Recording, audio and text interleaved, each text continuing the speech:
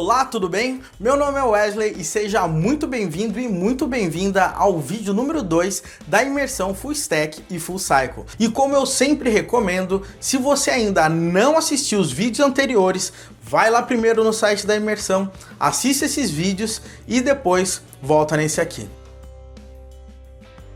E no vídeo de hoje eu quero falar contigo uma das principais necessidades que as grandes empresas estão exigindo, que é estar aberto a aprender novas tecnologias, linguagens e frameworks. Eu sei que pode parecer óbvio, mas acredite, em muitas vagas diversas empresas estão contratando desenvolvedores e não desenvolvedores da linguagem X, Y, Z. E eu tenho que confessar, por muito tempo eu pensei que se a cada dia eu me tornasse melhor em determinada tecnologia, eu seria mais atrativo para o mercado. E infelizmente, essa não é a realidade atual. Sim, você tem que ser bom numa tecnologia, mas você precisa sim desenvolver habilidades e estar disposto a aprender coisas novas, principalmente linguagens e frameworks que eventualmente você tem até um certo preconceito. Na própria live que eu fiz com os engenheiros do Mercado Livre, eles deixam isso muito, mas muito claro. Olha só. Exato. Nós entrevistamos muitas pessoas e é muito comum, assim, pessoas que vêm de grandes empresas ou que estão até se formando, têm muita experiência com determinada tecnologia. Vou citar um exemplo de Java. O cara tem até certificações lá Java que nós não temos, por exemplo, porém você faz uma pergunta um pouquinho mais complexa de arquitetura para o cara, um padrão, enfim, o cara não conhece. Essa lacuna, esse conhecimento aí que a gente chama hoje de full cycle aí, o cara não tem, então ele vai ficar para trás, assim. E essa é uma mentalidade que eu sempre prego para os nossos alunos. Mesmo que você não vá utilizar uma linguagem ou tecnologia de imediato, é importante você ter uma noção. Acredite, às vezes as grandes oportunidades batem na nossa porta e a gente não está preparado para ela. E essa preparação, sim, ela exige um pouco de dedicação, mas também aí tem as suas recompensas. Dá uma olhada nesses caras que resolveram aí se dedicar e conseguiram ir mais longe. Logo que eu entrei dentro da empresa, para mim foi um choque, porque eu tinha pouco tempo. Eu já entrei com uma stack muito grande. A gente já trabalha com React, Next. Foi meio chocante, na real. Então, para eu absorver tudo isso de forma rápida, ia demorar um pouco. Parava, eu olhava assim e eu realmente não me sentia muito confiante para trabalhar naquilo. E a stack que eu trabalho hoje é muito parecida com a que é dada aqui dentro do curso. Então, a gente trabalha com Docker, a gente trabalha com Kubernetes, tem as questões ali de comunicação e observabilidade. Então, são todos conceitos que eu tinha necessidade de aprender. Daí, logo que eu consegui o meu emprego ali dentro da Agibank, eu já contratei o curso aqui da Full Cycle. Eu tinha muita dificuldade, mas depois que eu comecei a fazer o curso, eu mudei bastante de ideia. E eu tenho mais segurança, muito mais segurança. Eu tive muito feedback positivo depois do curso. Sou engenheiro de software no Agibank e tá dando retorno, sabe? Eu acabo sendo chamado direto, com uma frequência muito alta. Só semana passada eu acho que eu recebi 14 convites para entrevista. Eu agradeço muito todo dia o Argentina Luiz ali com as aulas que me deu de React. Não tem como não recomendar. Tem muito material. Agora com 3.0 tá sensacional. Questões de padrão de arquitetura, padrão de desenvolvimento no geral, tá impecável e dá para notar que sempre tem uma melhora contínua. Então eles estão sempre buscando ajudar os alunos a se desenvolverem. E já trabalho aí na área de TI já fazem desde 2005, mais ou menos. Passei muitos anos aí em banco, trabalhei em banco durante 15 anos E o banco tem muito legado, né? Você fica trabalhando muito tempo com legado, mas eu era de projetos, passei a ser de sustentação, e sustentação você fica trabalhando constantemente com legado.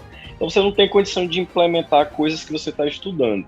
Foi aí que eu resolvi pedir demissão depois de 15 anos, trabalhando no mesmo lugar, e não me senti satisfeito. E aí cara, preciso me reciclar, né? Então, eu assisto muito YouTube, e aí veio uma recomendação aí de vocês. Eu assisti lá o Wesley e achei top demais, e aí eu passei a assistir vocês constantemente e vi esse termo full cycle, e aí eu passei a acompanhar vocês de forma mais contínua.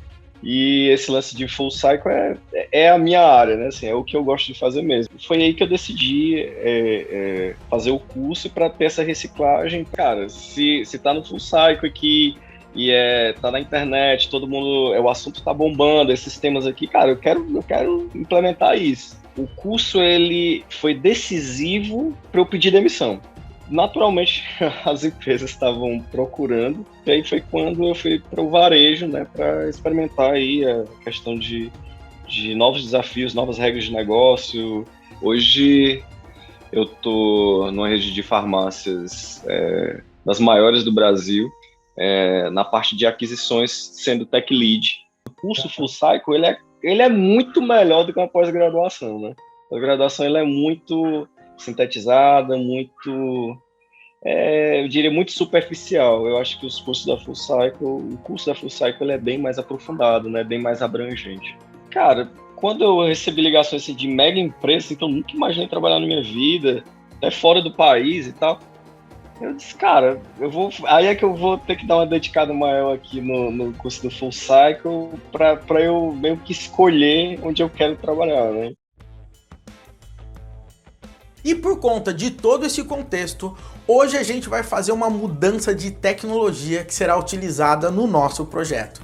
Sairemos do mundo Golang e vamos aí para o mundo JavaScript e TypeScript com Node.js. Para nos ajudar nessa tarefa, dando mais agilidade em todo o processo, nós vamos utilizar o framework back-end Nest.js. O Nest.js ele é perfeito para microserviços, uma vez que ele possui de forma nativa diversos mecanismos para comunicação entre sistemas, desde gRPC, Kafka, RabbitMQ e etc. Mas o que a gente vai fazer com o Nest.js?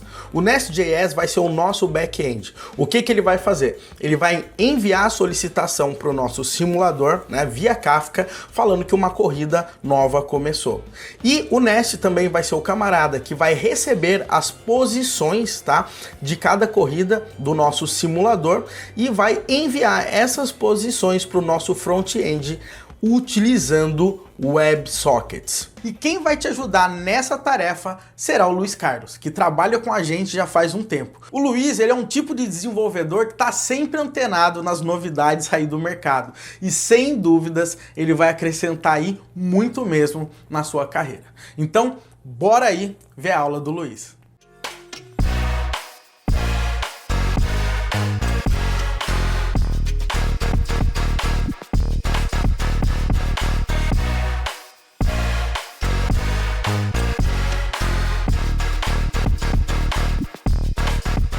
Salve devs, beleza? Luiz Carlos na área.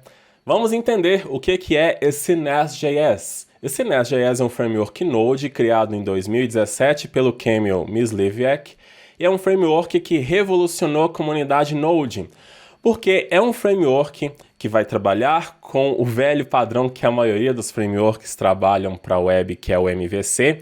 Então nós vamos desenvolver em 3 camadas. A gente tem ali as regras de negócio na model.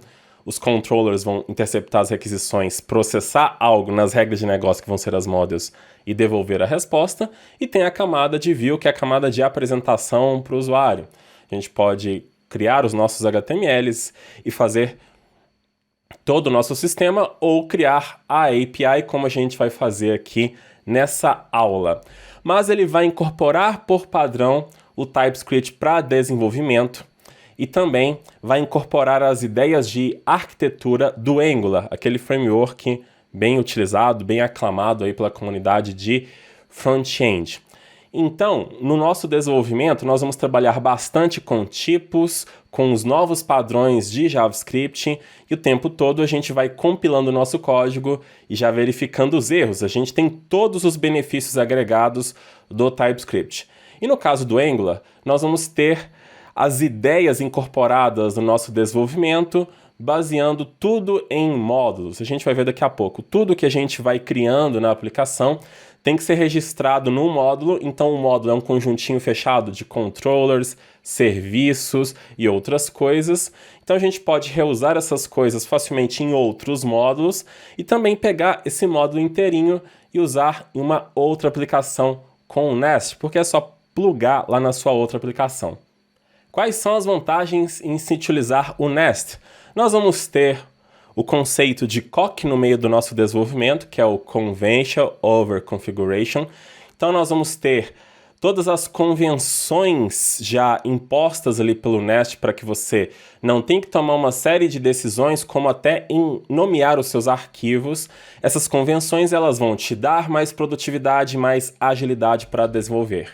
Obviamente, o TypeScript é outra vantagem, então ele vai resolver os vários problemas que a gente tem com a linguagem JavaScript, mas se você quiser desenvolver com Nest.js usando apenas JavaScript, é possível, mas o ganho está em utilizar TypeScript no final das contas. Nós vamos ter uma arquitetura escalável. Então, se você quiser criar uma aplicação muito pequena, tudo bem, uma aplicação maior, uma aplicação muito grande, tudo bem. Essas ideias, principalmente, que foi incorporado ali do Angular, elas permitem muito bem que a gente tenha essa arquitetura escalável ali dentro. Então, pode ficar tranquilo, você pode usar o Nest para os mais variados tipos de aplicação. Nós vamos ter integração fácil com os mais conhecidos bancos de dados, então SQL Server, MySQL, Postgres, MongoDB, o que a gente vai utilizar aqui, entre outros, tudo já tem alguma coisinha lá para você já integrar, já usar fácil, não precisa ficar rateando. Tem um incrível suporte para microserviços, e a gente vai ver aqui nessa imersão que vai ser muito fácil nós utilizarmos dois meios de comunicação, como o WebSocket, que a gente vai ver na aula com o React, e a gente vai integrar aqui com o Nest. E nessa aula nós vamos ver a integração com a Apache Kafka e vai deixar você de queixo caído, porque de fato é muito fácil conectar o Nest no Apache Kafka. Então ele tem lá integração com vários outros meios de comunicação, só você acessar a documentação do Nest, que é nest.com. Pode ser até docs.nestjs.com. Veja só o número de coisas que a gente tem aqui para a gente poder trabalhar com microserviços.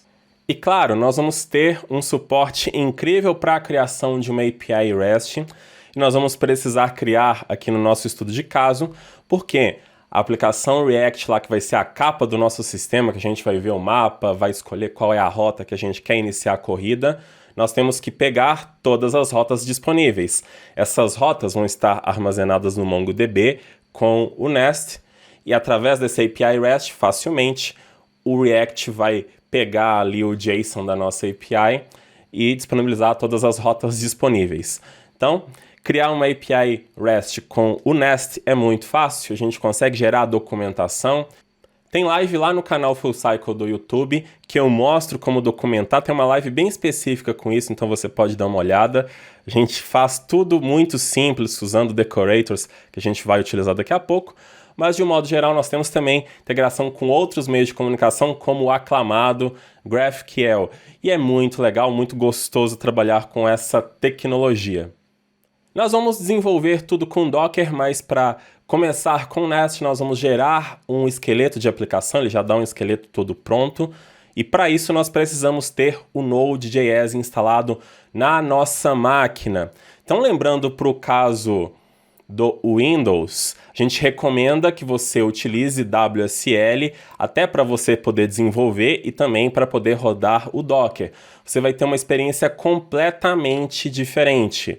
Mas o único caso que eu vou apontar aqui, que você tem que fazer uma instalação diferente, vai ser para o Mac. Quando você acessar aí com o seu Safari ou no Chrome, ou em outro navegador, vai ter a disponibilidade de você fazer o download e aí você vai, abre a telinha ali, faz Next e pronto, já vai estar disponível na sua máquina. Para o caso de Windows, que a gente vai rodar o Linux com WSL, e para qualquer tipo de Linux, é só você vir aqui em Other Download, se você não tem aí instalado.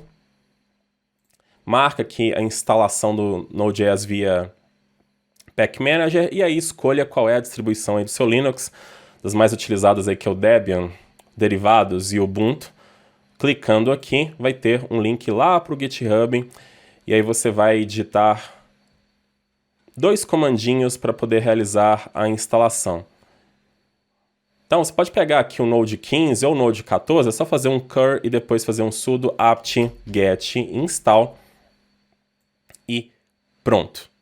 Deixo aqui também para quem não participou do nosso esquenta do evento, nós fizemos uma live muito bacana para mostrar como configurar um bom ambiente no Windows. A gente está frisando muito isso aqui, porque a gente sabe que o Windows tem as suas deficiências, hoje não mais por causa do WSL.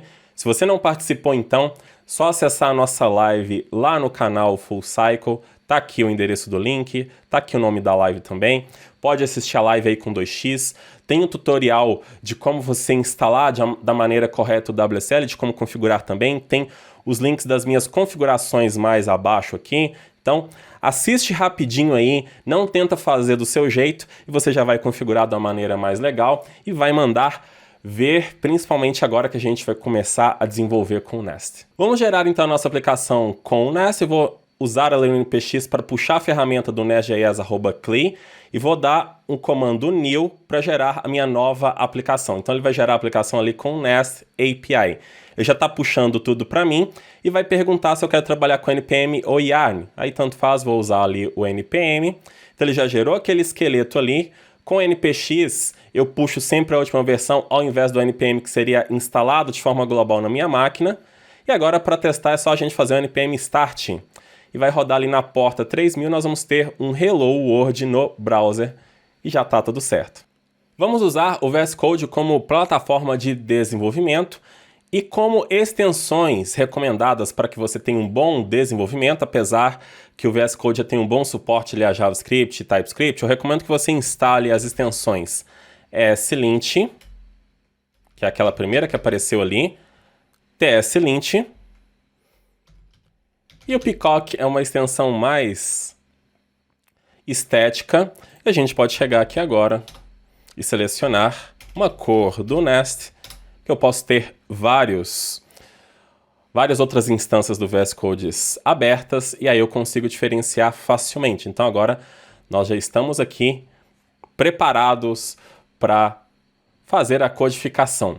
Então, uma aplicação do Nest, além dos arquivos aqui das dependências da minha aplicação, a primeira vez que eu abro, tendo o ESLint instalado, ele vai perguntar aqui se eu quero habilitar o ESLint, eu quero habilitar. Posso habilitar para todos os projetos, eu habilito somente por projeto, para não deixar para todos.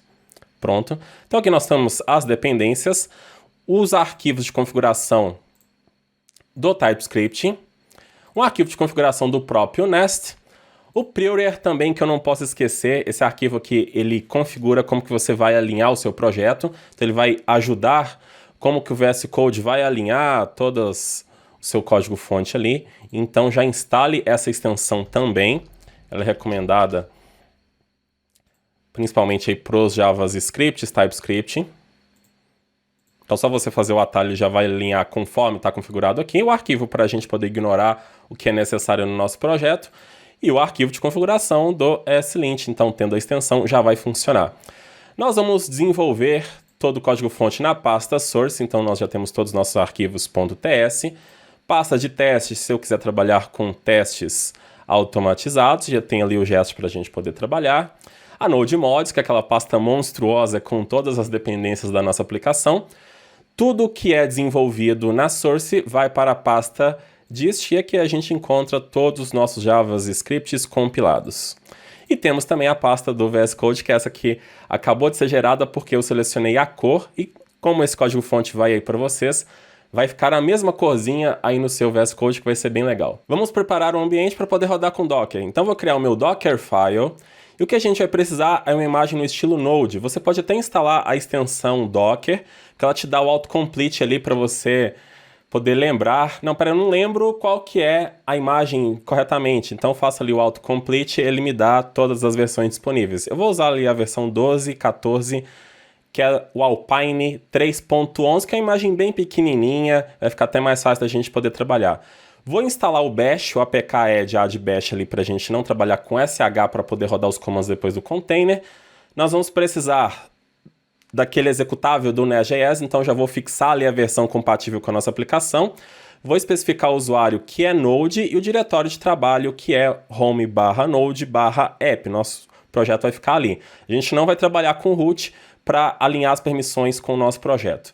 E aí eu vou criar o meu Docker Compose para a gente poder executar isso mais facilmente. Vou utilizar a versão 3 e vou criar o meu container app, que vai fazer o build ali do Dockerfile. Nós vamos criar um ponto de entrada para poder rodar a nossa aplicação ali e sempre instalar as coisas para deixar a nossa Node Mods atualizada. Nós vamos rodar a nossa aplicação na porta 3000, que equivale a 3000 lá dentro do container. Vamos especificar o volume para sincronizar o que a gente está fazendo aqui na nossa máquina lá para dentro do container. Então joga lá para /home/node/app. Agora nós vamos criar aquela .docker entry point ali, que vai ser o nosso entry point SH. Nós vamos fazer somente essas duas coisas. Sempre instalar as dependências e rodar o npm start run. Na verdade, npm run start _dev. Então ali no cabeçalho eu vou colocar para ele rodar com o bash. E com esse start dev a gente ativa o modo ficar olhando o que está fazendo ali para recompilar a nossa aplicação. Tem que dar permissão de execução ali no entry point com sh mais x no arquivo. E agora rodo um docker compose up. Ele já vai subir ali o meu container e vai mostrar o mesmo resultado, porém dentro do container do Docker. Pronto, já está ok. Agora vamos testar, olha só, ok. E agora eu vou ativar uma configuração ali dentro da minha aplicação, que é para ele não ficar olhando certas pastas que não são necessárias, como a Node Mods, a dist. A gente depois também vai ter o volume do banco de dados ali dentro, então eu vou colocar aqui somente a pasta source ali com include, e o exclude, que vai ser a Node Mods, a dist e a .docker. Pronto, agora eu vou rodar de novo, porque se eu fiz aquilo ali eu preciso rodar novamente. Vou ter o mesmo resultado, mas é só para a gente poder validar se está tudo ok. Pronto. Agora eu vou mudar alguma coisa ali, só para a gente poder ver se o Hello World muda. Olha só. Vou salvar, ele já recompila, então significa que está sincronizado. Vamos entender agora como que funciona o fluxo do Nest.js. Então a nossa aplicação, de um modo geral, ela vai iniciar aqui nesse main.ts. Nessa função bootstrap que é chamada aqui. Aqui é gerado a instância da aplicação Nest, chamando esse app module, que vai ser aquele módulo que eu falei para vocês, que é um conjunto de artefatos dentro do projeto. Então esse Nest Factor cria a instância da aplicação e aí já roda o servidor na porta 3000 que está aqui. Esse app module é esse outro arquivo TypeScript. E isso aqui é um módulo. Comece a se acostumar com esse arroba mais alguma coisa que a gente chama de ES7 Decorators. Isso aqui não é algo do TypeScript, é algo do próprio JavaScript, que é um padrão da ECMAScript 7. O Decorator ajuda a gente a abstrair muitas coisas que a gente quer fazer. Então, se eu não estivesse utilizando o Decorator, para tornar essa classe que eu crio um módulo, a gente está trabalhando aqui orientado a objeto, teria que estender de um módulo, e o nosso código estaria, entre aspas, mais burocrático, mais feio. Veja que o Decorator torna mais elegante o reuso e a abstração. Que é só coloco o Decorator e passo as opções que eu quero. Depois, alguma coisa do Nest vai ler isso e entender que é um Decorator e ele vai saber o que fazer. Então aqui nesse @module, nesse Decorator que decora essa classe, nós registramos em imports outros módulos que a gente quer usar no nosso projeto. Eles são todos registrados aqui.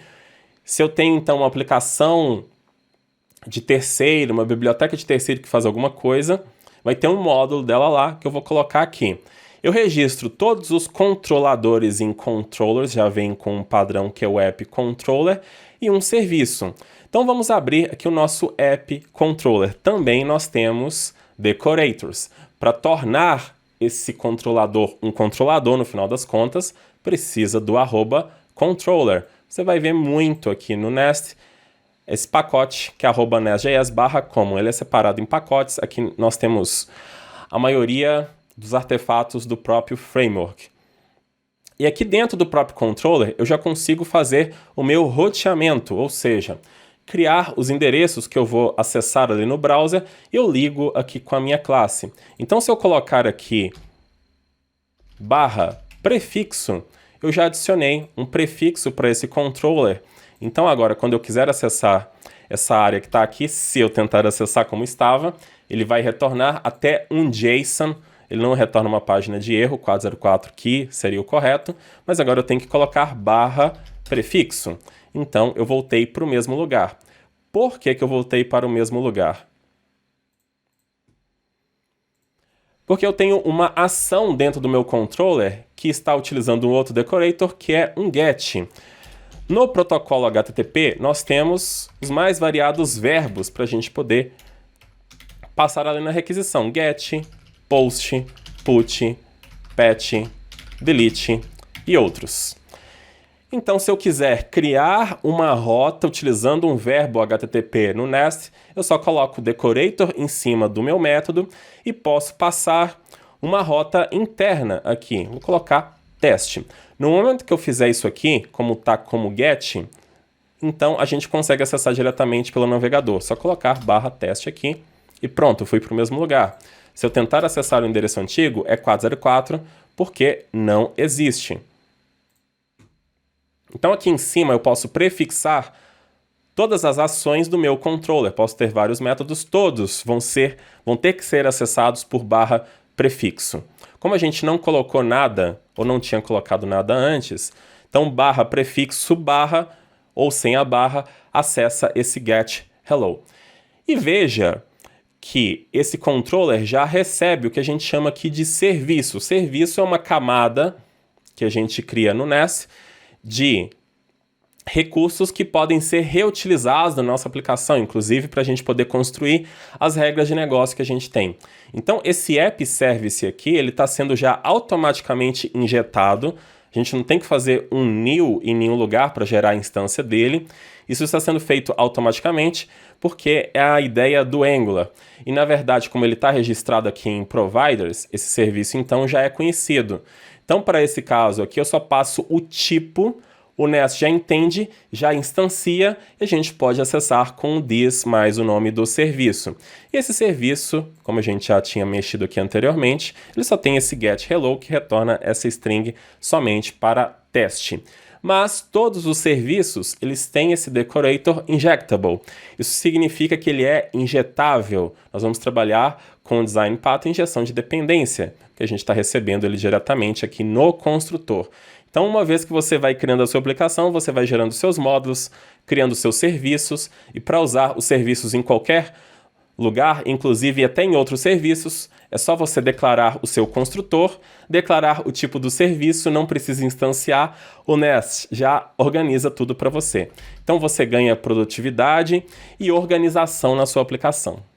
E o nosso objetivo aqui com o Nest é criar uma API REST para disponibilizar a listagem de rotas para a gente poder mostrar ali no mapa.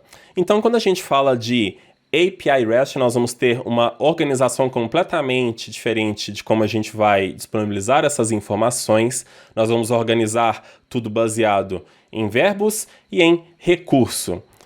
Então, nós podemos ter o endereço lá da nossa API. Obviamente, nós vamos utilizar o protocolo HTTP e isso vai facilitar o acesso às informações pela nossa aplicação React ou por qualquer tipo de aplicação, porque nós estamos trabalhando com uma interface de comunicação que é essa API REST. Então, imagina que nós vamos ter lá o nosso recurso e a gente vai chamar ele de routes, que são as nossas rotas. Não confunda esse conceito de rotas, porque a gente está falando de caminhos, de geoprocessamento, porque tem o conceito de rota dentro do próprio framework. Esqueça isso agora. Então, se eu quiser consultar rotas e incluir novas rotas, eu só crio esse novo recurso chamado de routes. E a gente tende a colocar isso no plural, que é um padrão que se usa. E aí, se eu quiser fazer operações nesse recurso, ou seja, se eu quiser consultar, criar, atualizar e excluir, eu só mudo o verbo. Se eu quiser consultar as minhas rotas, eu faço uma requisição para esse endereço, mesmo endereço, não mudo nada, com o verbo get, e aí eu estou consultando as minhas rotas. Se eu quiser passar parâmetros ali na URL para poder fazer um outro filtro, eu posso. Então o que a gente tem que fazer é somente essa parte aqui.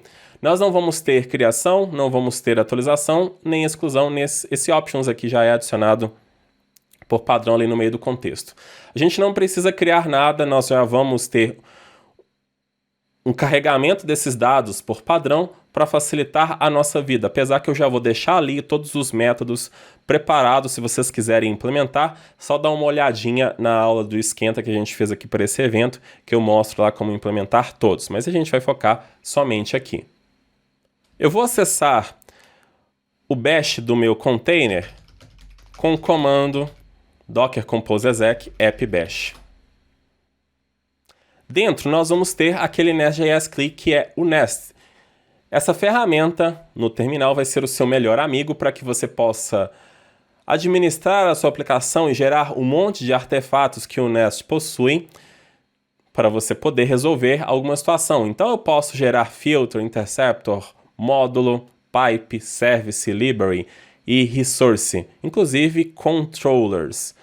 Para criar aquele get/routes ali, nós precisamos gerar um controller.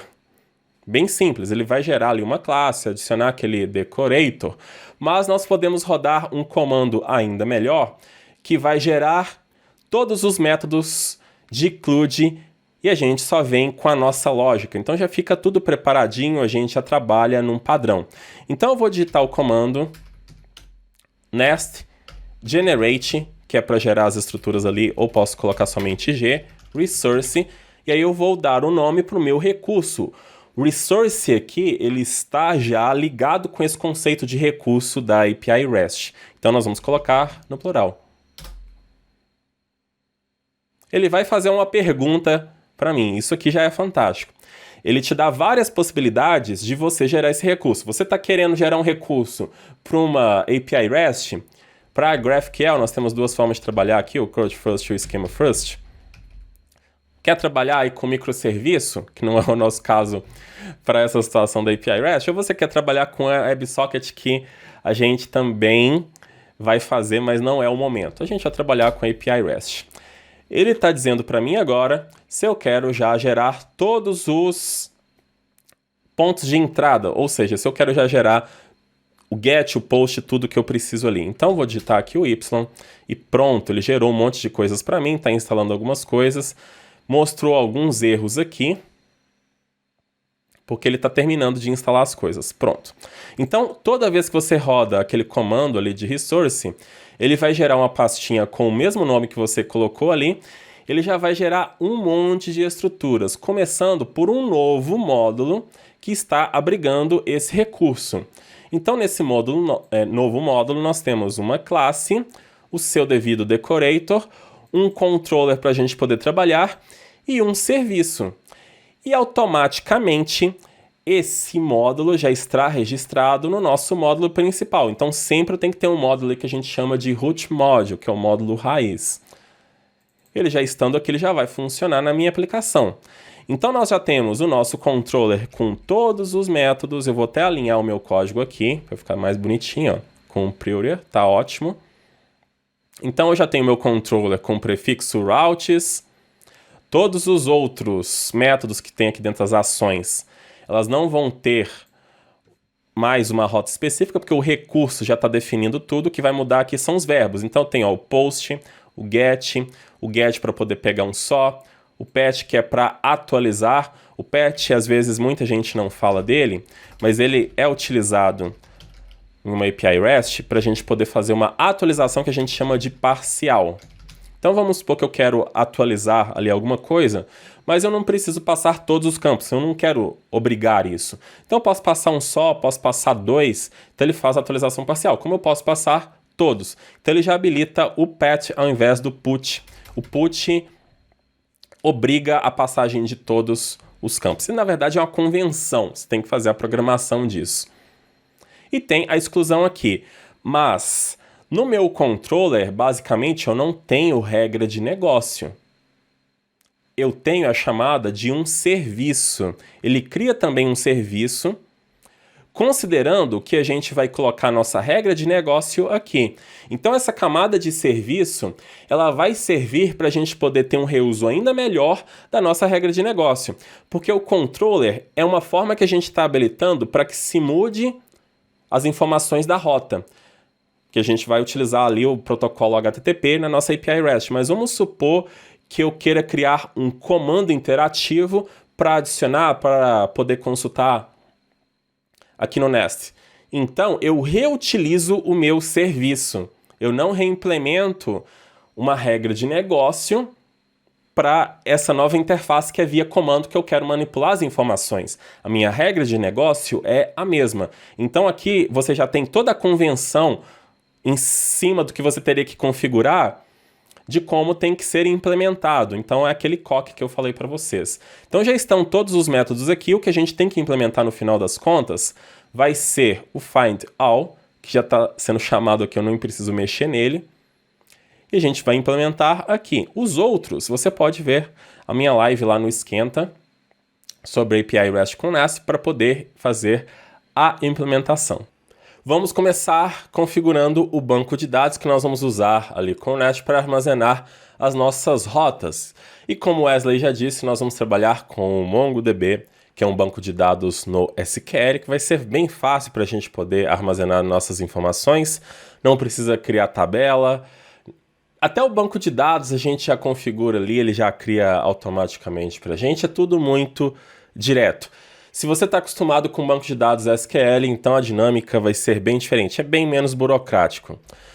Então eu já tenho aqui a configuração que eu vou colocar no meu Docker Compose e vamos entender o que a gente precisa para rodar esse MongoDB. Então vou chamar esse container de DB, ele vai usar uma imagem do Mongo, a versão 4.4.4. O restart always é uma medida bem interessante quando a gente trabalha aí com os bancos, porque às vezes pode acontecer dele estar subindo ali com o container, alguma coisa não dá certo, e aí ele restarta o container novamente para tentar subir. Às vezes acontece da primeira vez não dá certo, depois ele sobe novamente e dá certo. Agora vem as configurações de volume. Nós vamos armazenar tudo do banco de dados dentro aqui do nosso próprio projeto, porque aí, se acontecer qualquer coisa, eu só subo o container novamente, eu mantive o banco de dados como ele estava. Então, essa primeira linha aqui vai fazer esse armazenamento lá em DataDB, e no nosso projeto a gente vai mandar lá para .docker. Então, eu vou aproveitar aqui, já vou acrescentar no meu git ignore .docker /dbdata. Isso não vai no controle de versão. Nunca, tá? Tem outro plugin também que eu já vou acrescentar aqui, que é o History. Vai fazer no histórico dos arquivos, senão depois também vai ter muita coisa desnecessária para subir. Essa linha aqui eu vou falar depois. Vamos ver as variáveis de ambiente que a gente pode colocar. Você pode acessar lá no Docker Hub do MongoDB, tem várias variáveis de ambiente, a gente pode configurar aqui o nosso banco de dados. Inicialmente, nós precisamos de duas. Na verdade, pessoal, nem é necessário a gente estabelecer um usuário, mas é bom a gente estabelecer o usuário para depois evitar qualquer problema nas nossas configurações de conexão. Então, essas duas variáveis aqui determinam qual vai ser o usuário root e a senha dele. Então, o root como o padrão. Essa outra variável aqui, ela vai determinar qual vai ser o banco de dados que a gente vai trabalhar. Mas isso aqui não é obrigatório. Isso aqui está sendo definido por conta dessa linha aqui. Como nós não vamos ter ali no nosso endpoint da nossa API REST uma criação dessas rotas, a gente já vai carregar algumas rotas pré-definidas, que são as mesmas que o Wesley estão utilizando lá. Então, esse volume aqui permite que no momento que esse container vai subir, eu execute um script para carregar dados, para jogar dados ali no meu banco de dados. Então, definindo essa variável initDB database, quando a gente ter o nosso script aqui dentro de .docker mongo, a gente vai mandar lá para esse docker entry point initDB, ele vai executar esse script considerando que o banco de dados padrão é o nest. Eu vou colocar aqui também uma outra configuração, que é uma ferramenta de administração do Mongo, que é o Mongo Express, uma ferramenta que a gente roda na web. Ferramenta bem simples, existem várias. Então a imagem vai ser baseada no Mongo Express, a gente coloca o restart always também para evitar o problema de às vezes não subir de primeira, ele restarta e vai conseguir subir. Nesse caso aqui a gente vai liberar uma porta na nossa máquina, que é 8081, que a gente vai poder ver a administração desse banco de dados. E aqui a gente faz as configurações das variáveis de ambiente. A primeira, qual que é o server do MongoDB? Então a gente passa DB e aqui seria localhost, se eu estivesse trabalhando de fato sem o Docker. Mas aí o Docker vai conseguir encontrar os hosts aqui com o nome dos serviços que estão no Docker Compose. Coloco qual que é o usuário e senha de autenticação do banco, que vai ser root root, e também para a área administrativa root root. Não precisa digitar senha, ele já vai entrar direto. Mas eu coloco depends on, falando que ele aqui vai depender do banco de dados, então ele só vai subir quando o banco de dados tiver subido também. E eu posso colocar esse depends on também no meu app. Pronto. Aqui está a minha configuração. Mas agora, como que vai ser essa parte da gente fazer esse carregamento automático dos dados? Eu vou chegar aqui na .docker e vou criar uma pastinha, como está ali, ó, de Mongo. E aqui dentro dessa pasta, a gente vai criar tudo que vai lá para essa parte aqui do container.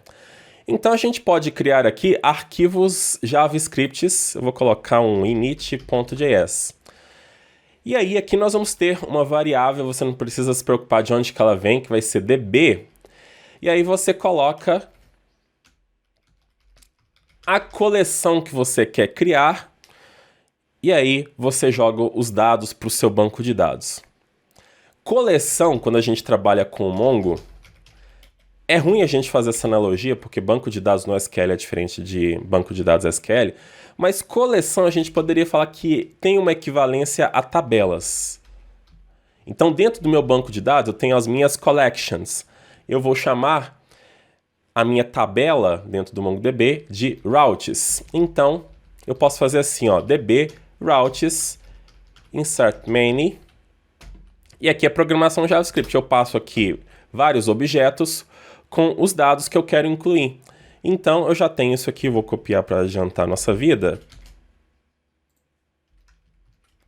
Passei para cá as minhas rotas, ó. A inclusão é bem direta, não preciso criar tabela, não preciso definir o meu esquema. Então, na coleção routes, faço um insert many com todas as informações que eu preciso. Lá no MongoDB, nós temos esse underscore ID, que é aquele mesmo ID que a gente está acostumado ali em tabelas SQL.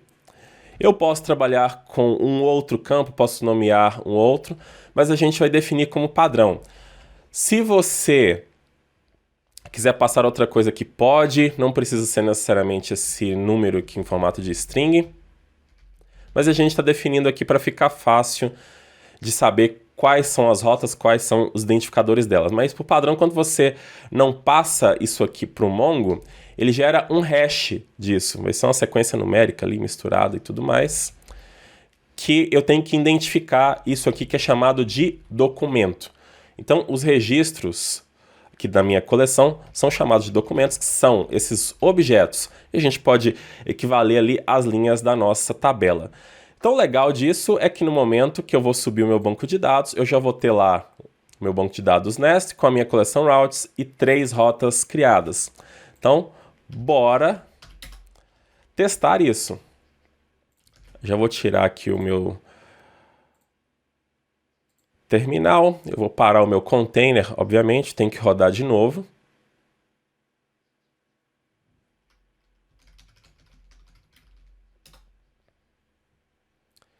Ele já está subindo tudo. E agora, com tudo de pé, ou pelo menos aparentemente, a gente pode rodar aqui o Docker Compose PS ou Docker PS para ver se a gente tem 3 containers de pé. Ó. O Nest, o nosso banco de dados e o Mongo Express. Estão todos up, então significa que eles estão de pé. Então agora, se a gente quiser administrar o nosso Mongo, é só ir na ferramenta do Mongo Express. Tá aqui, ó. Ele criou o nosso banco de dados, então significa que aquele init.js ele foi executado. E a gente tem aqui a nossa coleção, que é a nossa tabela de rotas. Então nós temos a primeira rota, com a posição inicial, a posição final, segunda rota e a terceira rota. Então estão aqui os nossos documentos. Cliquei no documento, ele vai mostrar um JSON como a gente posicionou lá no nosso arquivo. Então é bem fácil de você trabalhar. Inclusive você pode até modificar as informações aqui, salvar, ele já salva o documento. Então já estamos com os dados devidamente preparados no banco. O que a gente vai ter que fazer agora é criar um modelo desses dados dentro do Nest para que a gente possa extrair essas informações ali do MongoDB, mas orientado a objetos aqui na nossa aplicação Nest. Outro detalhe importante, nós temos aqui a nossa DB Data. Aqui está o nosso banco de dados, então ele está armazenado dentro do nosso projeto, está ignorado no Git. Pode excluir o seu container, o volume vai permanecer aqui no seu projeto, então você não vai perder. Um detalhe importante também é que você pode excluir isso, mas como isso aqui não está com a permissão do seu usuário, você vai ter que fazer um sudo rm-rf na pasta. Mas sempre para você excluir, faça um DAO aqui antes para poder matar os containers e excluir também a configuração de volume, que senão se você excluir primeiro e não fizer isso aqui, aí depois quando você fizer um Docker Up vai dar um erro, você vai ter que fazer o DAO para depois limpar tudo bonitinho e subir de novo. Lembrando que a partir da segunda vez que você sobe com Docker Compose, você está aqui com o banco, ele não vai ser criado novamente, ele vai ver que já existe, então ele nem executa essa parte aqui. Essa parte só é executada na primeira vez. Então se você fizer alguma modificação aqui, quiser ver acontecendo na DB Data, você vai ter que fazer o DAO, excluir aqui, ali com o sudo rm-rf na pasta, faz um Docker Compose Up. Isso aqui é só uma dica, porque tem muita gente que bate cabeça com isso. Essa modelagem que a gente precisa aqui na nossa aplicação Nest já está previamente criada, que vai ser o que a gente chama aqui de entidade. Então esse route vai equivaler à coleção routes que está lá no MongoDB. Então aqui a gente vai modelar todos os campos para que o Nest consiga capturar essas informações e jogar dentro de um objeto dessa classe, e a gente consegue manipular e retornar ele lá para o nosso controller e serializar o JSON, ou seja, pegar o nosso objeto e transformar nesse JSON que a gente precisa para criar aquele endpoint de consulta. Então nós vamos precisar especificar todos os campos aqui e fazer algumas configurações. Para a gente poder fazer essa modelagem, nós vamos instalar aqui 2 bibliotecas que vão nos ajudar para conectar ali no Mongo, que é o Mongoose, que é aclamado na comunidade Node, e uma ponte do Nest.js com ele, que é o Nest.js Mongoose. Já tem todo o suporte a TypeScript, que vai ser bem interessante. Então agora eu vou chegar ali na minha entidade, vou modelar ela, vou falar que vai ser ali uma collection, então coloco o esquema como decorator, ele já vai adivinhar que é para collection routes, não preciso fazer nada. E agora vem as propriedades. Então vou declarar todas as propriedades que eu tenho. Vai ser o título, que vai ser string, a posição inicial e a posição final. A posição tem o tipo ali latitude e longitude, os dois vão ser números, a mesma coisa para a posição final. Então esses são os campos, mas eu preciso falar que eles são propriedades lá dentro, então tem que colocar o arroba prop em cima de cada propriedade. Ele já vai saber qual que é o tipo, exceto ali para o nosso objeto, para os dois objetos que eu tenho. Então, eu vou declarar um tipo raw para poder declarar de forma específica qual é o tipo da informação. Então, ali no raw, vou passar aqui, ó, que vou ter um latitude, que vai ser do tipo type number do próprio JavaScript, porque o modelo, que é o tipo ali embaixo, é TypeScript, ali é JavaScript do tipo que a gente está criando de fato. Não confundir isso aqui com isso que a gente está fazendo aqui em cima, que é apenas a tipagem do TypeScript, que não vai fazer diferença nenhuma na nossa programação. Ou melhor, vai fazer diferença na hora que a gente estiver desenvolvendo com TypeScript, mas na hora que gerar o JavaScript não vai fazer diferença. Aqui vai. Isso aqui é o tipo do campo lá na nossa coleção routes. Isso aqui é interessante para a gente poder modelar, que vai nos ajudar quando a gente ir evoluindo com esse route aqui. Então a gente coloca para os dois. Então por isso que aqui é tipo number do próprio JavaScript. Então aqui está a minha entidade com essas informações. Quando eu recuperar essas informações lá do Mongo, vai vir esse tipo para mim. Porém, quando a gente vai lidar ali com a estrutura que vai capturar os dados, que vai manipular os dados no Mongo, na verdade ela vai ter algumas coisas a mais. E a gente vai separar o tipo dessa estrutura a mais dessa nossa entidade. Então nós vamos criar um novo tipo aqui, que nós vamos chamar de route document, que vai ser a junção do route ali de baixo com o document do próprio Mongo, do Mongoose aqui mesmo.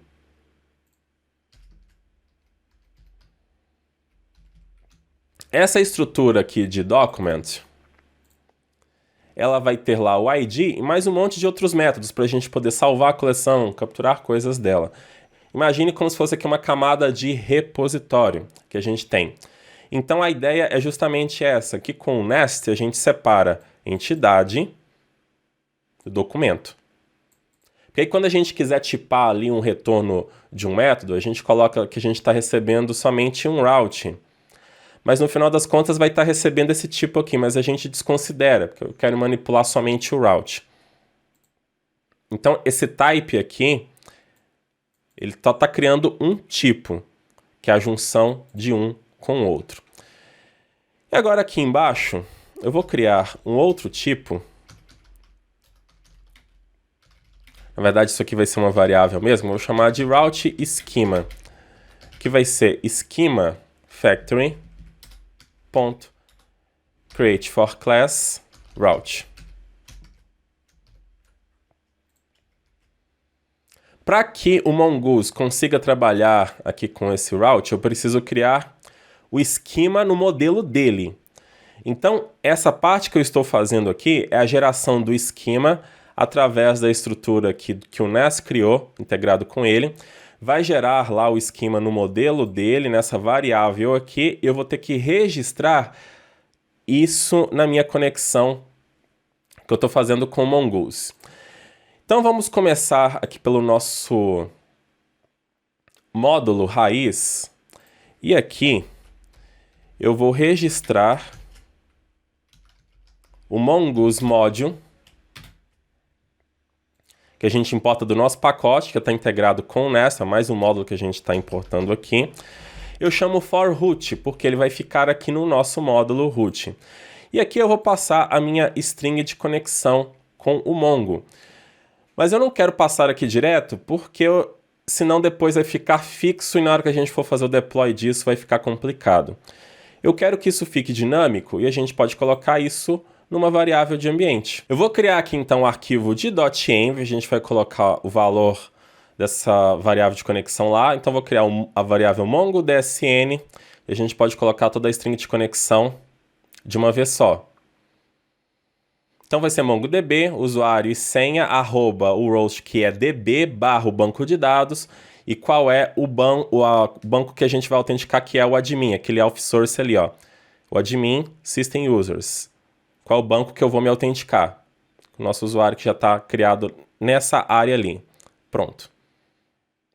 Agora, outra coisa que eu quero fazer é duplicar, na verdade, ignorar o env, porque ele não fica no nosso controle de versão, e criar uma cópia dele que eu vou falar de example,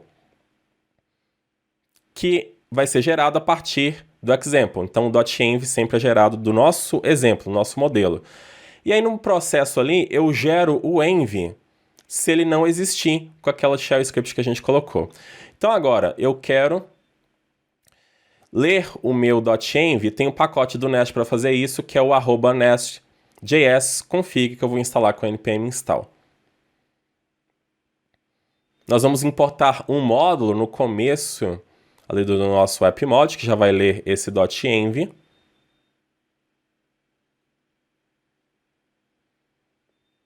E aí eu já vou ter todas as variáveis disponíveis. Então eu já vou chamar a minha variável ali, que é o process.env mongo.dsn.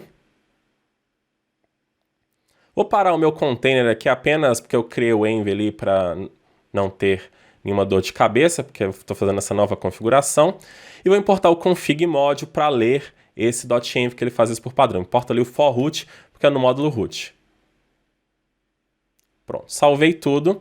Agora eu vou subir, ele tem que mostrar todos os logs verdinhos, significa que a nossa conexão deu certo. Olha só, tudo ok. Eu vou passar aqui também para o Mongoose for root um segundo parâmetro, que vai ser o use new URL parser igual a true, que é uma nova configuração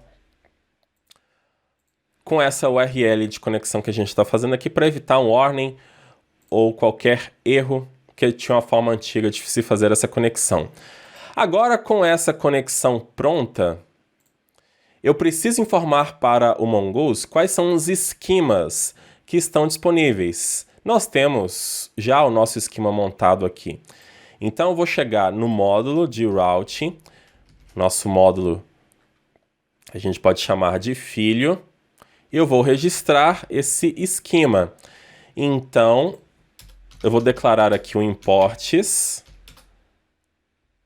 e para cada esquema que a gente tiver, a gente vai registrar aqui dentro do Mongoose module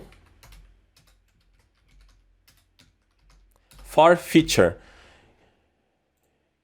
Quando você vê feature no Nest.js, significa os módulos filhos, que a gente está criando ali uma funcionalidade, que é essa questão de rotas. Então aqui vem um array, eu passo um objeto, dou um nome para o meu esquema, posso dar o nome que eu quiser. A gente vai pegar a nossa própria entidade route.name, que vai ser próprio route. A gente está fazendo dessa forma aqui, pegando da classe. E aí eu vou passar qual é o meu esquema. A instância do meu esquema vai ser route esquema, que é o que o Mongoose precisa. Eu posso registrar vários aqui e usar várias coleções com seus devidos esquemas para a gente poder fazer a manipulação. Então, mais uma vez, a gente olha aqui se está tudo certo. Está tudo ok. Então, agora eu já posso manipular a minha coleção de routes. Então, agora, lá no nosso serviço, eu vou importar o route model que vai permitir a gente manipular a nossa coleção de routes. Vai ser do tipo model, que a gente vai importar ali do Mongoose, e a gente vai importar aquele route document, passando ali no menor maior, porque esse route, esse model é genérico. Eu vou injetar ele com aquele route name, daqui a pouco eu vou explicar isso para vocês.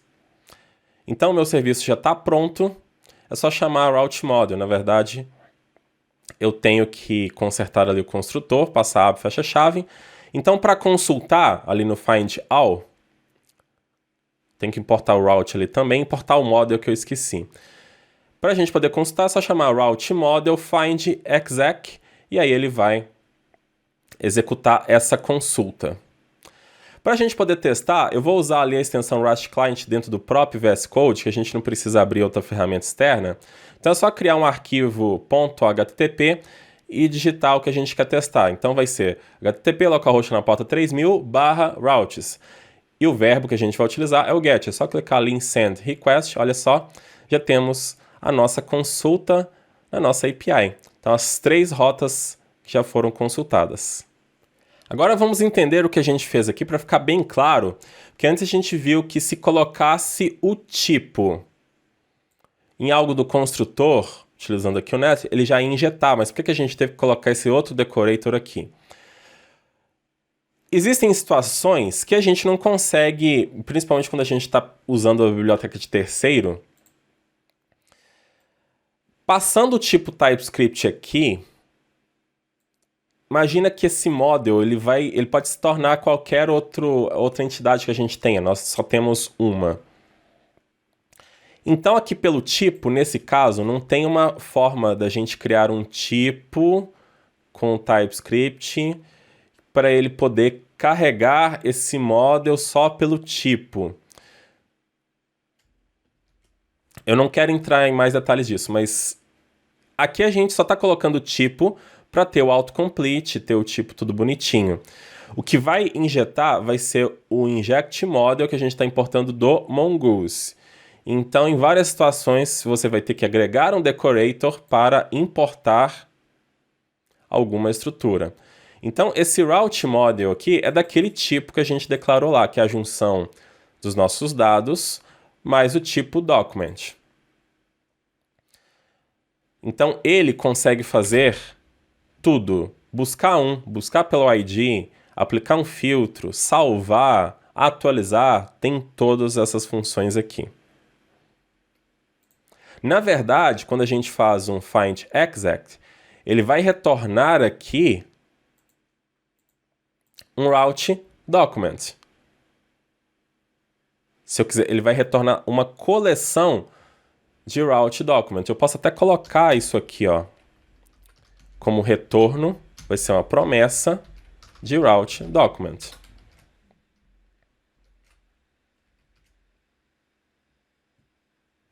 Na verdade, vai ser um array de route document.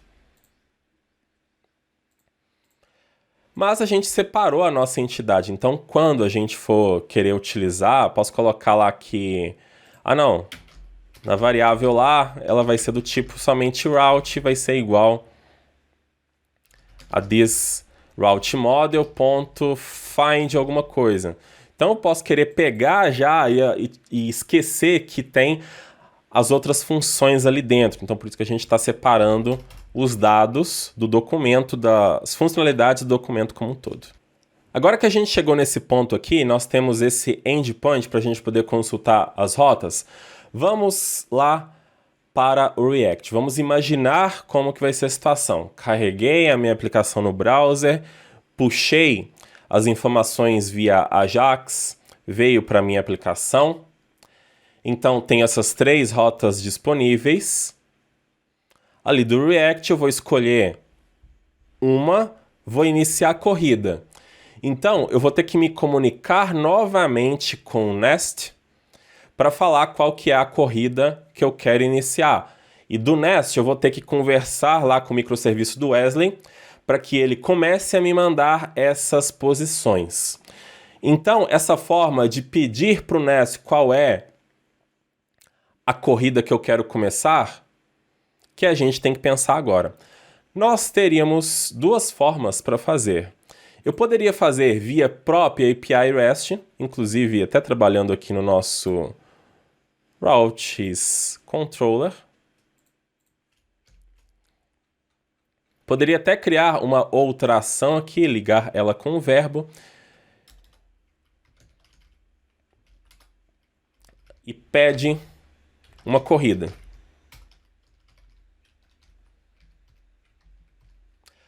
Mas a gente vai fazer isso via WebSocket. Nós não vamos trabalhar com WebSocket nessa aula. Mas a gente vai simular isso no momento que a gente tem aqui, com o que a gente tem. Então, a título apenas de teste, eu vou criar aqui uma rota get, que vai ter o parâmetro ID, mas ainda a gente vai ter assim, request no final, ou melhor, start. Então aqui vai ser um start route. E como aqui em cima vocês estão vendo que existe um parâmetro ID, eu vou copiar ele para cá, porque a gente recebe esse ID aqui como parâmetro. Então, quando eu fizer uma requisição para essa rota aqui, eu vou receber o meu ID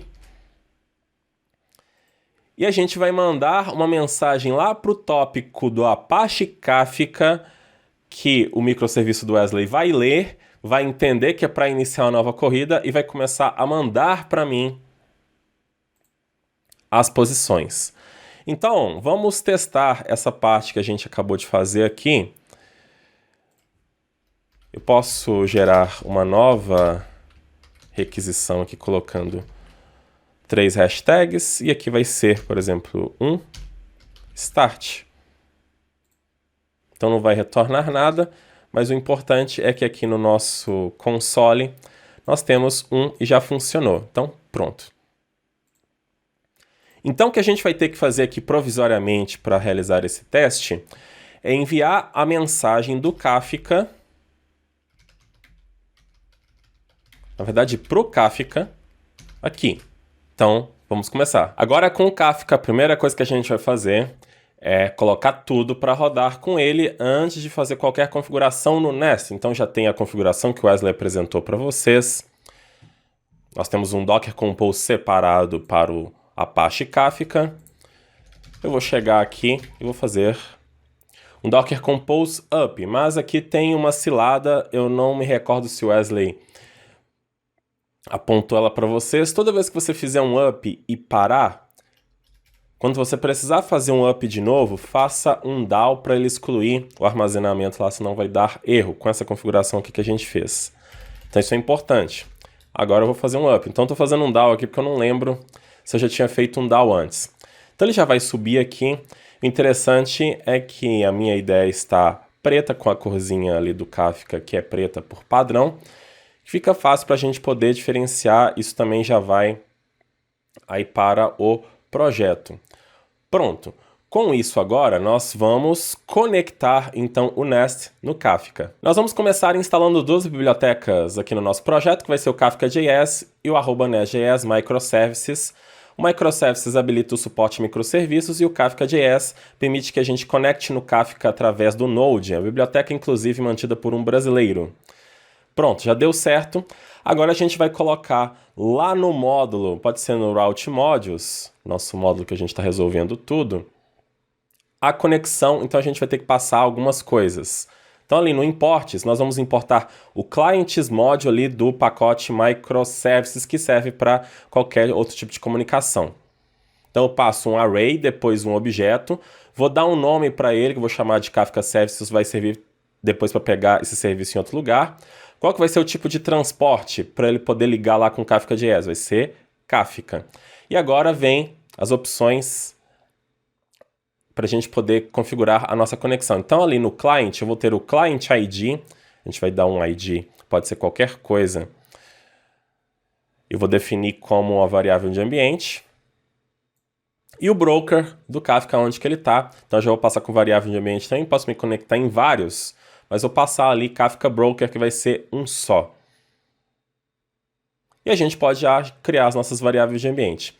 Então, para o Client ID, eu vou definir como Code Delivery como o nome do nosso projeto, já está de bom tamanho. Mas no caso do Broker, que a gente precisa passar o endereço correto. Como a gente está colocando aquele roast docker internal, então precisa ser esse endereço mais a porta 9094, porque eu estou conectando externo no Kafka.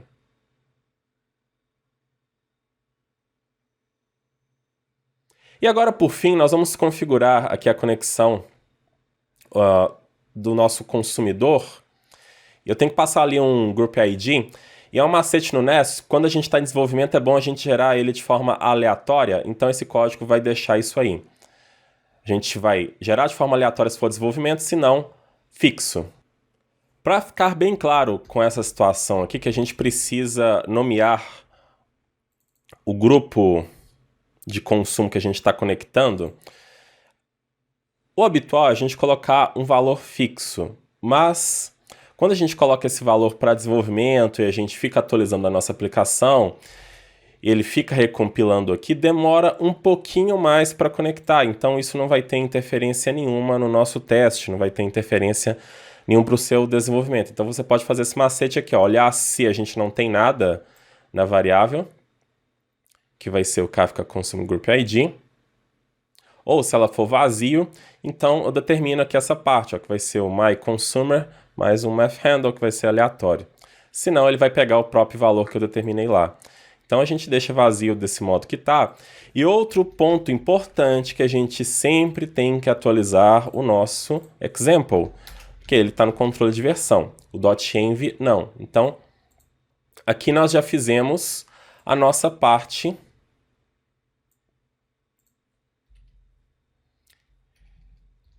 de conexão com Kafka. Por padrão, nós não estamos conectados no Kafka. Você pode até ver aqui no histórico ó, que não há nada que demonstre essa informação. E tudo no Nest a gente tem isso ali no log. E até interessante que a gente só se conecta no Kafka quando necessário. Então a gente vai fazer aqui no controller porque nós vamos enviar a mensagem aqui. Então no construtor nós vamos criar aqui mais uma variável para o nosso serviço, que eu vou chamar de Kafka Client, que vai ser do tipo Client Kafka. E a gente importa aqui do Microservices. Pronto. Esse serviço é mais um daqueles que a gente precisa usar um decorator para poder injetar a instância do serviço. Então, a gente usa o inject, que é padrão aqui do próprio Nest. Eu vou passar o mesmo nome que foi registrado aqui como Kafka Service. Então, passei ele aqui. E eu já tenho o meu serviço em mãos.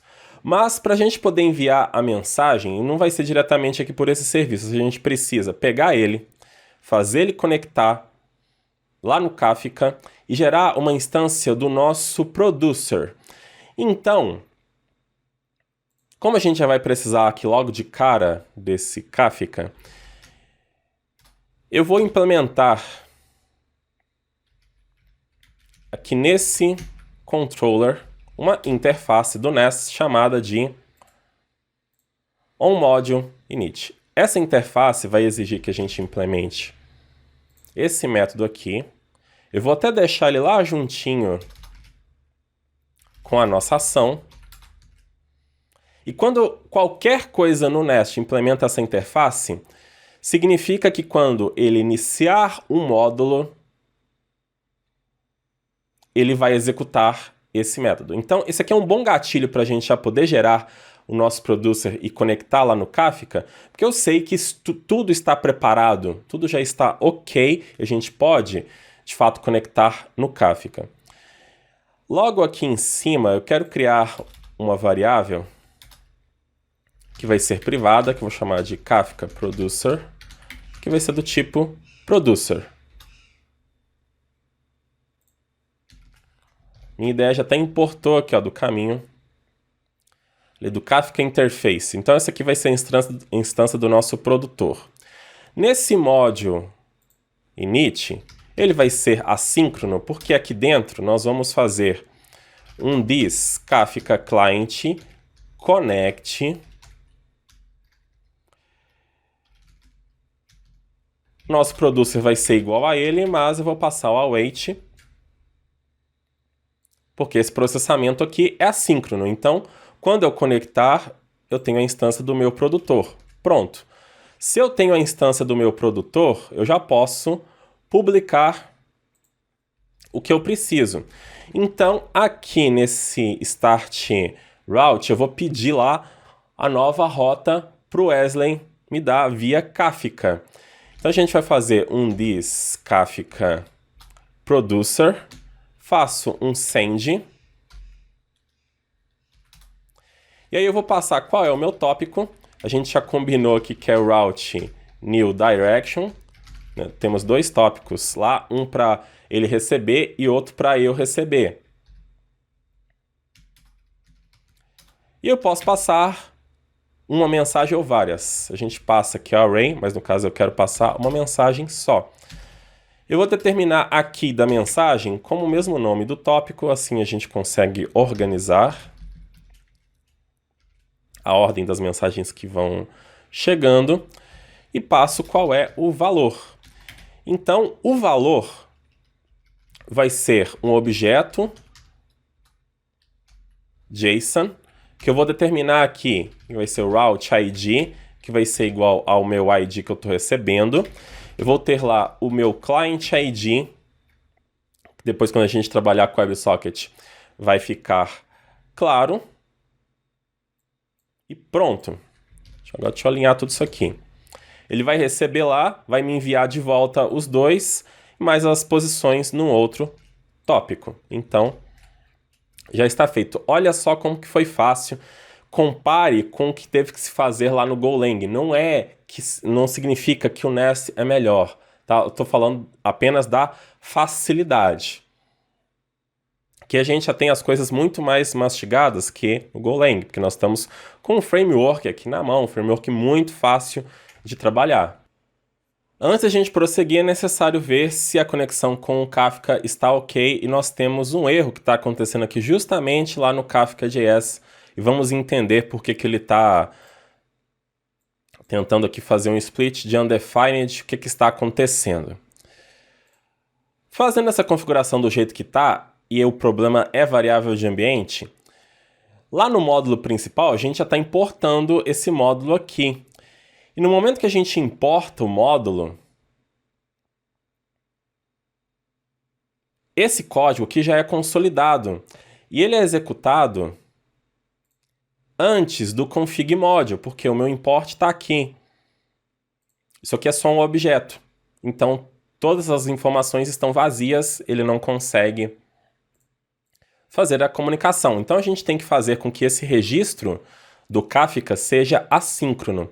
Então, a gente vai fazer aqui a mudança para async. E quando a gente trabalha com async, aí vai ser um pouquinho diferente. Eu vou até passar de volta o array aqui, mas essa parte, ela... exceto o name, eu vou recortar. Então, com o async, vai ter a opção use factoring, que vai ser uma função, e eu posso passar uma arrow function para facilitar a nossa vida. Pronto. Não mudou muito, aparentemente, mas mudou completamente a forma da gente trabalhar. Porque isso aqui agora, pessoal, está dentro de uma função. E ele vai ser montado em um determinado momento. Então, isso aqui ainda não foi executado, ele vai ser executado depois. Vai ser depois do config module ter lido lá o .env. Então, aqui vai chegar as informações corretamente. Então, a gente agora tem um log informando aqui que ele iniciou a comunicação com o Kafka. Está aqui o nosso group ID, que é gerado de forma aleatória. Então, tem que dar esse log verdinho aqui para simbolizar que a comunicação está ok. Então, isso aqui é muito importante. Isso acontece muito com o Nest. A gente, às vezes, tende a usar o registro assíncrono para poder fazer a configuração quando a gente está dependendo ali das variáveis de ambiente. Agora, para a gente poder testar, o que eu vou fazer? Nós já temos a interface da Confluent disponível, eu vou abrir ela. Vou entrar aqui no meu tópico e minha fonte está muito grande. Vou diminuir um pouquinho. Então, eu tenho o Route New Direction, que é o meu tópico, e eu posso já ver as mensagens. Por enquanto, eu não tenho nem ainda o microserviço do Wesley rodando aqui na minha máquina. Então, já está aqui com o play, já está aguardando. O teste é muito simples. A gente chega lá, nosso API.http, e faz uma nova request, para a gente poder testar. Verifica se não tem nenhum erro aqui, não tem nenhum erro. E agora a gente vai lá para o nosso tópico. E olha só, nós temos aqui a nossa mensagem que chegou, com a key que foi especificada, route ID e o client ID que está vazio no momento. Então pronto, é como se o Wesley tivesse recebido essa mensagem lá e agora ele vai me devolver as posições, que é o que a gente tem que fazer agora. Esse tipo de comunicação que foi feita aqui, registrada no nosso routes module, foi uma comunicação para a gente ser o cliente que vai produzir mensagem. Se eu quero trabalhar com a escuta das mensagens no tópico, então eu preciso fazer uma outra configuração. Eu vou até aproveitar essa parte aqui, ó, do transporte para baixo, que vai ser a mesma coisa, mas aí vai ser em outro lugar que a gente vai ter que fazer, que é lá no main.ts. Depois que a gente gera a instância da nossa aplicação, eu vou chamar app connect microservice, vou passar um objeto com as minhas configurações. Importo qual é o meu transporte, na verdade o tipo do meu transporte para poder passar o Kafka. E pronto, pessoal, é a mesma coisa. Aqui eu estou conectando na minha estrutura de microserviço para conectar lá no Kafka, mas ela precisa rodar também. Só chamar isso aqui não é o bastante. Então, antes de iniciar, de rodar a nossa aplicação aqui na porta 3000, eu vou chamar mais um await app start. E o bom que a minha ideia coloca a minha mensagem na frente. Eu vou digitar aqui all microservices async. A gente está iniciando a estrutura de microserviços dele, que vai, obviamente, conectar lá no Kafka para a gente poder ouvir novas mensagens antes de fazer aqui subir do nosso servidor HTTP. Então, olha que legal isso do Nest, que eu posso me conectar no Kafka, posso me conectar no RabbitMQ, em outras coisas, e inclusive ter a minha API REST funcionando. Então, eu tenho várias vertentes acontecendo ao mesmo tempo nessa aplicação que parece que não faz muita coisa, mas já está fazendo. Então, quando a gente faz isso também, nós temos que verificar aqui no log se está tudo ok. Já está tudo ok, mas eu vou fazer novamente. Ele demora um pouquinho para mostrar aquela outra mensagem. Somente quando ele mostra que a aplicação foi iniciada com sucesso é que você pode testar ali a API e testar tudo. Agora tem um pequeno lag para você poder ver o Nest funcionando. Ótimo, já está ok. O próximo passo é a gente iniciar o microserviço do Wesley para poder fazer a integração agora de comunicação.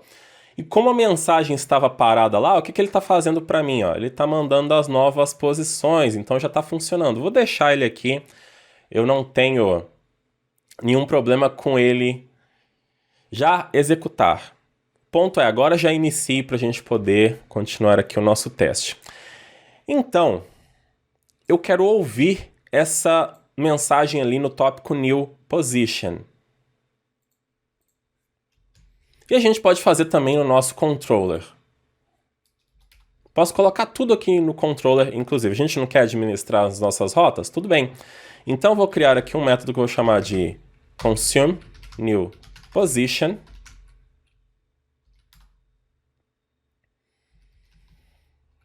E a mensagem, nós podemos recebê-la colocando o decorator payload, que a gente vai importar ali do pacote microservice. Tá aqui, ó, payload. A gente recebe a mensagem bonitinha. Eu posso até colocar o tipo da mensagem. Dentro da mensagem nós recebemos a key e o value. Então eu só vou especificar que eu preciso do value, que vai ser do tipo route ID string, nós vamos receber.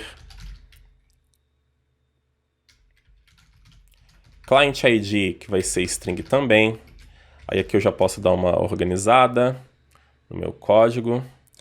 Nós vamos receber também as posições. Então, posição, eu recebo os dois valores aqui no array. Vou colocar aqui a position number. E também se terminou ou não, que vai ser um boolean. Então, é esse tipo aqui que eu recebo. Eu tenho que passar, abre e fecha parênteses, pronto. Então, eu recebo isso aqui. Por enquanto, eu não tenho para onde enviar lá para minha aplicação React, só quero consumir.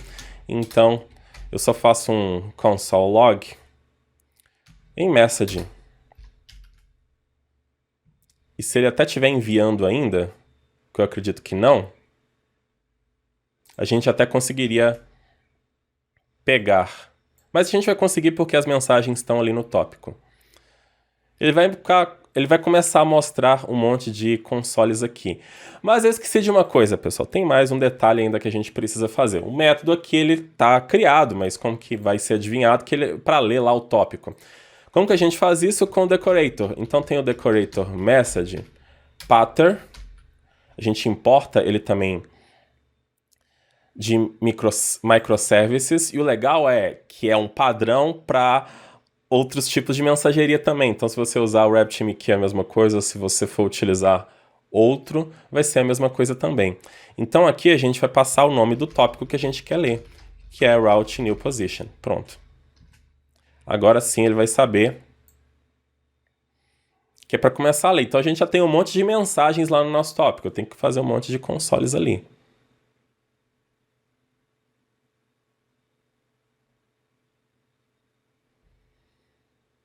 Vamos ver se essas mensagens estão chegando aqui mesmo.